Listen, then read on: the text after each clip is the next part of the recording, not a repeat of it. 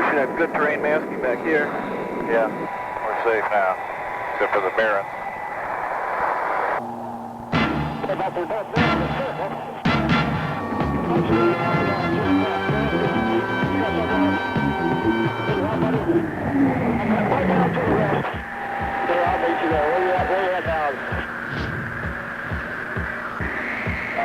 Everybody's coming back in from the north, boat checking north of me now for about an hour and a half. Emerging with you now.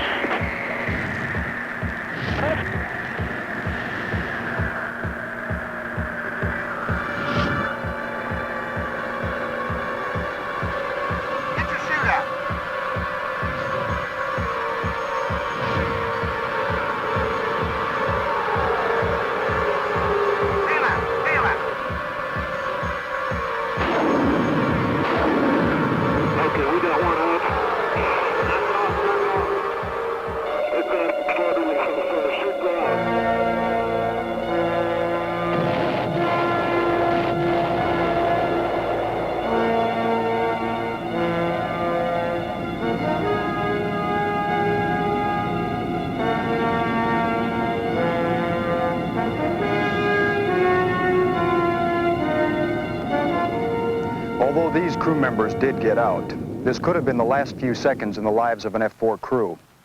Moments before they were faced with the most critical decision, when to eject from their out-of-control aircraft. A delay in making this decision, for whatever reason, may well have cost them the opportunity to make a successful escape and added 2 more statistics to the ever-growing number of Air Force aircraft fatalities. Fatalities that shouldn't, but continue to happen. Since the first aircraft ejection in August 1949, there have been 4,600 air crewmen who have punched out. Of these, 82% were successful. Yet, if we concentrate on the ejection survival rate for the last 5 years, we see a less optimistic picture. Here, the survival rate average drops to 75%. Accident analysis reveals that the majority of these fatalities were not due to mechanical problems, failure of the egress system, or improper parachute landing technique. Rather, they were the direct result of delayed ejection. The Air Force Inspection and Safety Center is well aware of this problem. During the past several years, we at the Air Force Inspection and Safety Center have noted a gradual but steady increase in our ejection fatalities. This has been in spite of the fact that we're making constant improvements to our systems. Single motion initiation, rocket catapults, automatic opening lap belts, ballistic powered inertia reels, seat man separators, seat stabilization devices, force deployed parachutes, and automatically deployed survival kits are just some of the improvements which were designed to facilitate crew members' escape. Some of our newer aircraft, such as the A-10, the F-15, and the F-16, are equipped with the new ACES II Ejection Seats that even surpass our other highly refined escape systems. There is some evidence that tends to suggest that many aircrew members interpret escape system improvements as being additional time to overcome an emergency. This, of course, is not why escape systems are improved. They are improved to give crew members a better chance to escape. Yet, in spite of the many safety improvements, escape technology is still having a hard time keeping pace with the demands placed upon it by improved aircraft performance, more complex missions, and more low-level flying now required in the current training environment. There must be time for the ejection sequence to fully operate prior to ground impact. Therefore, delaying the decision to leave the out-of-control aircraft is and has been the single most critical factor in determining the success or failure of in-flight escape. This is borne out by the high fatality rate in escape attempts outside the performance envelope of the system, at low altitudes, particularly below 500 feet. No matter how good the escape system, you've got to give it time to work. As flight surgeon at the Safety Center, I've reviewed many accident reports involving the delayed ejection, and they always illustrate at least 2 points. One, these seats require a finite amount of time to work. For example, depending upon the airspeed, the rear seat out of the F-4 requires 4 or 5 seconds from initiation to full parachute, and the front seat takes a second longer. And second, these systems were not designed to overcome the horrendous sink rates generated by aircraft out of control, which may exceed 600 feet per second. There's a good reason for those mandatory bailout altitudes. You just don't have much time. Not long ago, an F-4 crew was defending during a similar air combat tactics engagement, and while pressing to defeat his attacker, the young pilot departed his aircraft at roughly 8,000 to 9,000 feet AGL above an overcast. Now, he had a reputation as being an aggressive, up-and-coming good stick, and he tried hard to salvage his mistake. But apparently, he got a secondary stall to avoid going in the overcast, and in they went. While passing through the overcast, perhaps they became disoriented. We'll never know for sure. But one thing for certain is that both he and his Wizzo lost awareness for how fast that aircraft was really coming down. We have indications that that aircraft dropped the 8,000 or 9,000 feet in less than 16 seconds and possibly as little as 11 seconds for an average sink rate of between 500 and 700 feet per second. When it passed through 4,000 feet AGL, still unrecovered, it was going to crash and was fuel to stay with it. But when the aircraft broke through the bottom of that 1,500-foot overcast, with them still aboard, they were both dead men. The Wizzo did initiate a dual-sequenced ejection at something around 1,000 AGL, but barely achieved man-seat separation when he hit the ground. Amazingly, though the impact broke his thigh, that's not what killed him. He burned to death in the fireball. Making the ejection decision in a wartime environment does not seem to be a problem.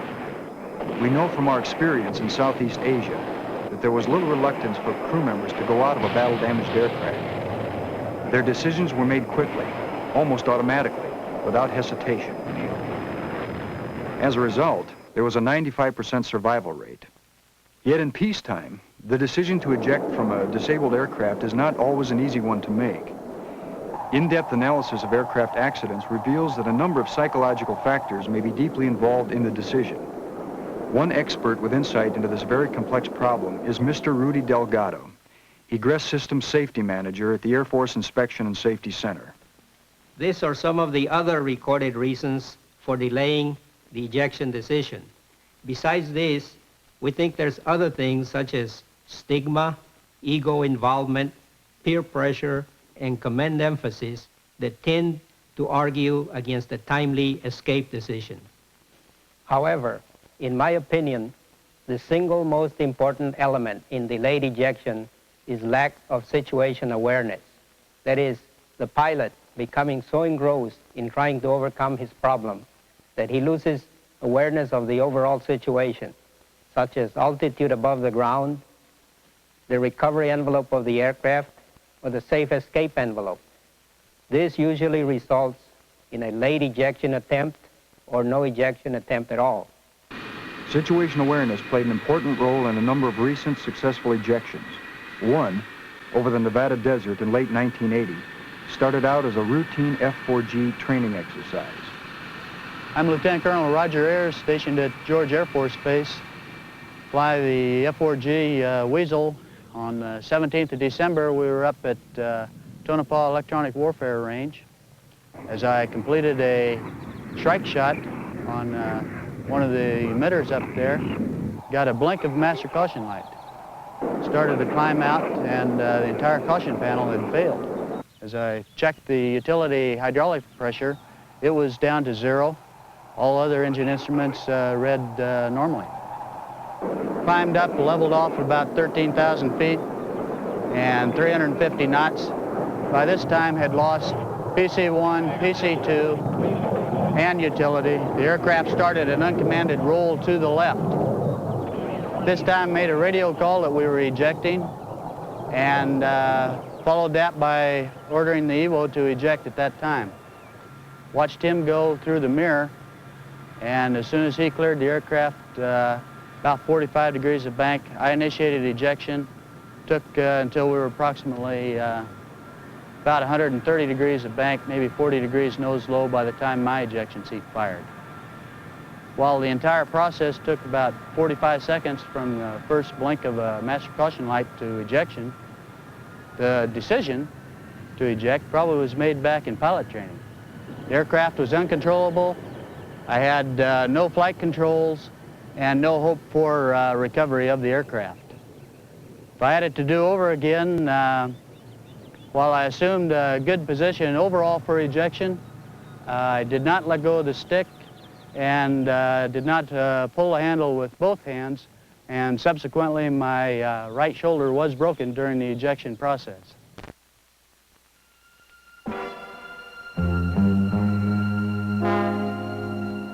While a T-38 flight crew was practicing landing procedures at a Midwestern base, the pilot and her instructor experienced a right engine failure.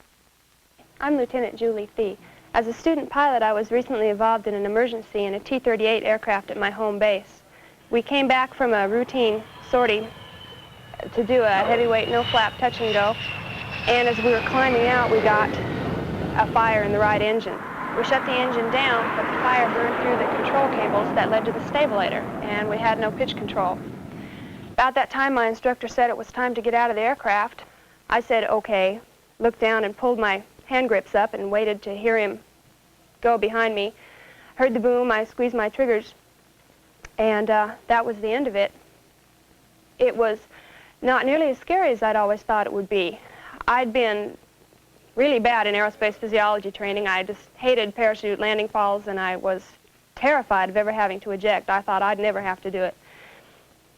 But when it came time to do it, my instructor pulled me through. If I'd been solo, I think I would have thought about it a lot longer. But my instructor was so calm about it that it didn't leave me any second thoughts. I just squeezed the triggers and went. And it didn't hurt. Everything worked just like it was supposed to.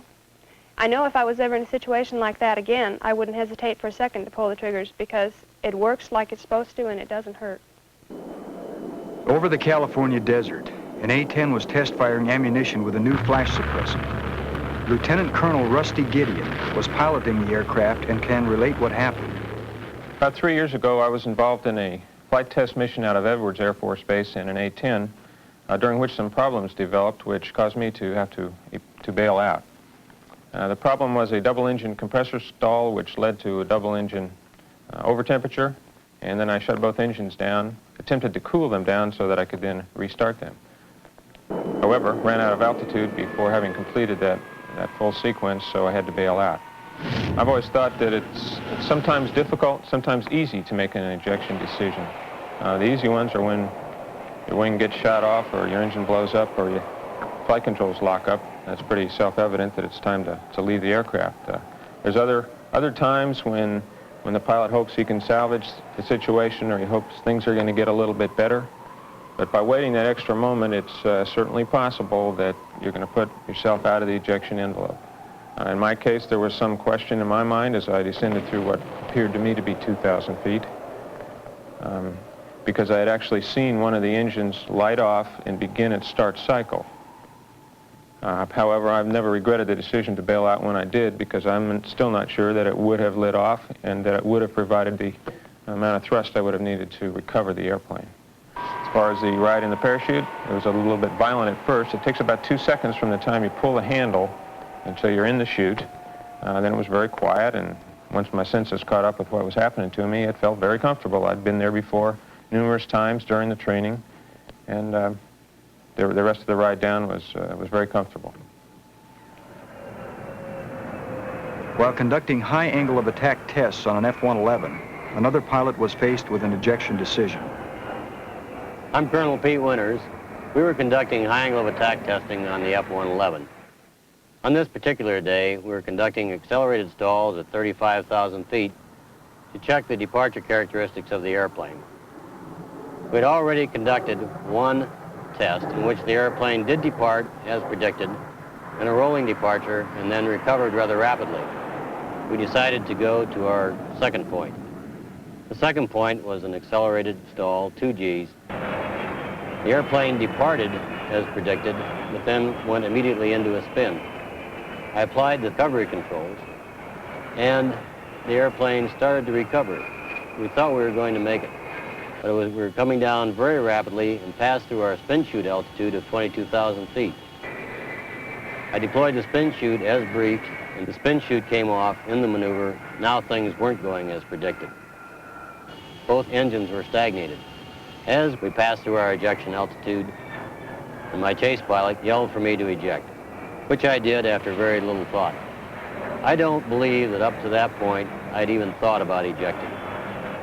Because the airplane was highly instrumented, we went back after the accident to determine how much time we had.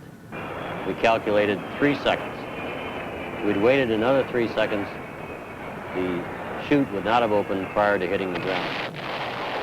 I don't know that I would have made that ejection decision in those 3 seconds if my chase pilot had not assisted me and yelled for me to eject. I was highly trained and prepared for my mission. I was prepared for the departure. I was not prepared for the violent recovery maneuver and the spin chute coming off.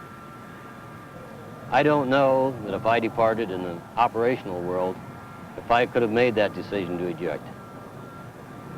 It's important to know when it is that you want to eject and then abide by that decision while you're in the air. Even the crews of our newest aircraft models, the F-15 and F-16, have experienced unexpected ejection situations. The idea of ejecting never occurred to one F-16 pilot until he saw how close he was to the ground. I'm Major Paul Rossetti. We were flying at low altitude on an F-16 operational test mission when I looked over my shoulder and saw an aggressor aircraft attacking my element. We made a defensive turn. After that, I made a wing rock. Shortly following the wing rock, my airplane pitched up violently and went into a falling leaf maneuver. I was surprised. I immediately focused all my attention on trying to fly the airplane back under control. After 3 or 4 oscillations, the nose pitched down, then it pitched back up again. At that point, I checked my altimeter and was reading close to target elevation. I then looked out the window, got a close-up on a cactus, and decided it was time to eject. The ejection occurred about 700 feet AGL, about 5 seconds after going out of control. The aircraft was in a very high sink rate at that time. It impacted the ground about 4 seconds after I ejected, and the 4,500 pounds of fuel on board made a fairly sizable fireball. I was forced to make a 4-line jettison and steer my chute to miss the fireball. If I had waited another 2 or 3 seconds, if I had not had any prior parachute knowledge, or if I had a less capable seat, I would not have cleared the fireball. 4 thoughts on my ejection. Firstly, when the aircraft pitched out of control, I did not even consider the option of ejecting, even though I knew I was at very low altitude. Secondly, I did not realize that the aircraft was not going to make it until the nose pitched down, back up again, and I looked out at the ground. Once I had made up my mind the aircraft was not going to make it and I had written off the aircraft, only then did I turn to the question of survival. And finally, things happen a lot quicker than you think you're going to. You don't have as much time as you think. During a strike exercise involving multiple aircraft, an F-15A was involved in a mid-air collision. I'm Captain Bob Debus. I'm an F-15 pilot stationed at Holloman Air Force Base in New Mexico. On October the 3rd, 1979, I was commander of a composite force training mission tasked to close escort F-4 fighter bombers into and out of the Fallon Naval Air Station Range complex in Nevada. As I unloaded and rolled away from my last kill, I instinctively rolled to my right, and what I saw ruined my whole day. Another F-15 on an imminent collision course. The mid-air collision severed the nose of my F-15, disintegrated the canopy and windscreen, and instantly blinded me. I immediately reached for the ejection handles and ejected myself in the ACES II Seat at approximately 350 knots indicated airspeed and 20,000 feet MSL. The ejection sequence was both violent and instantaneous, very comparable to being fired out of the end of a shotgun. The most important thing about the ejection sequence was that I was alive. And the reason that I was alive was because I made the decision to eject, and then I executed that decision without any hesitation. I might add that I did not make the decision to eject on October the 3rd, 1979. This was a well-thought-out process over many years of flying. That is, my philosophy had always been, if I got myself into a situation where I could not determine the attitude or the capability of my aircraft, then I would eject, regardless of who was to blame. My message is simple and straightforward. If there is any doubt about the status of your aircraft, leave it. We can always rebuild the aircraft, but we cannot rebuild the pilots. There you have several ejection experiences from fellow crew members who, like you, fly some of the present Air Force inventory.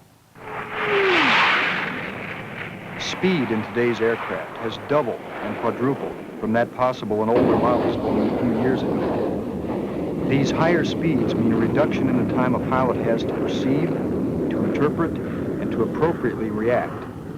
We no longer have the luxury of time to deliberate for a decision. You, today's aircrews, must be able to meet the challenges presented by the aircraft that you fly. The time to think about what you will do if an out-of-control situation occurs is on the ground. Up there, the solution must be automatic. If ejection is warranted, then it too must be without hesitation. We all knew guys who didn't. All too often the accident report reads, pilots selected the wrong course of action by attempting to recover the aircraft from an out-of-control situation, one that was impossible to recover. Wasting those few precious seconds can not only be critical, in the ejection world, it can be fatal.